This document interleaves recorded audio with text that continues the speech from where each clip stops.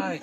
So it occurred to me that when I was talking about in my previous video about how to keep the necessity of keeping a piece of wood straight while going through a table saw, I thought I might just try and explain that a little bit more. Again, this piece of wood must be exactly in a straight line with your cutting blade. If you get this going crooked a little bit, what it's going to do is it's not going to cut the wood. This blade rotating this way at you is going to take this piece of wood and it's going to, in a crooked manner, fire it back at you. Most likely, this piece of wood would come right back at you and pierce into your abdomen or really hit you quite bad.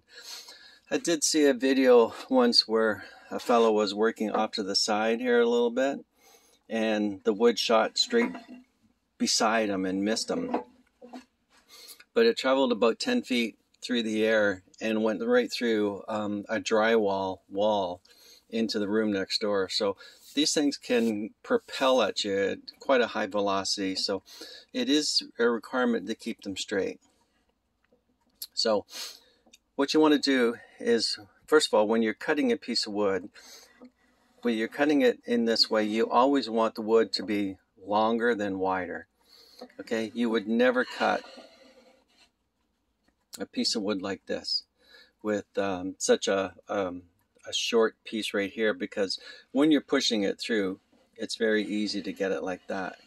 You get it going like that, you get it crooked, boom, it's coming back at you. So I'll never do that. Whenever you want to do a cross cut, what you'll want to do is, at the very least, put a miter in here with an extended piece of wood. That will help you guide the wood through that. Here is an example of a miter with a piece of wood. This miter would go into this slot right here. Okay, and then this miter will help you guide the wood through the saw in a straight manner, because it goes like that. When you do this process, you do not use a fence. Okay, never do both of them in combination with one another, because again, this might be, if it's not 90 degrees to this, again, you'll create a crooked situation, which will end up very badly for you. Okay. The other thing to do is, when you're doing this process, is to make sure that your fence is perpendicular or horizontal to the saw blade. Sometimes with cheap saws, sometimes with cheap saws, this has the habit of being crooked. So what you want to do is to make sure it is 100% parallel to your blade. You can do that by measuring the distance between the front of the saw and the fence, and the back of the saw and the fence. Okay. Also, when you push this thing through, again, you want to keep your fingers away from this blade. So you want to use push sticks to help guide this through, so your hand's above the blade. So you can buy various things like this. They can get silly expensive if you really want. I mean, you can spend $100 on various types of things to help push this thing together. You know, or you can just make simple ones for yourself. All sorts of ones. People make fancy ones. I make very simple ones that, once I cut up a little bit, I dispose into the garbage.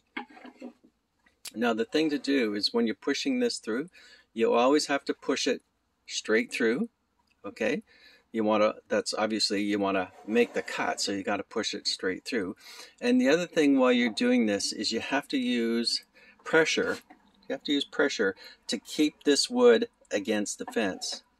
So you are pushing it this way and you're pushing it that way at the same time. Okay, in order to keep this wood against that straight fence, which is parallel to this blade, to get it all the way through. Okay, you never, when you're using one of these things, use a push stick on the edge of the wood that goes beyond the blade. So let me just get a piece of wood here. So suppose this was the area I was cutting off. Okay, this is the blade. You can see the blade here. You never have the push stick pushing against the blade. You can have the push stick anywhere. There's the line of the blade. You can have the push stick anywhere prior to getting to the blade, but once you get to that blade, never push this wood that you're cutting off into that blade. You will pinch the wood into the blade and it will fire back at you again. So you can have this push stick pushing sideways up to the point where it hits the saw, just before the saw, and then afterwards put it on top and continue to push the wood that way. Okay, while you have another push stick over here that pushes the wood all the way through. Obviously, as your hand gets into this area, make sure it's up away from the blade. Obviously, you know, I'm right-handed, so I would have this up and this way. And I would tend to keep it closer to the fence if I could, pushing it forward, while my other hand keeps this one pushing it sideways. If you follow those few rules, you're always going to be safe. It's people that don't follow the rules don't make it safe. The other thing to do is when you do want to do a cross cut where your wood is longer than it's deep. Okay, again, you never want to cut it this way.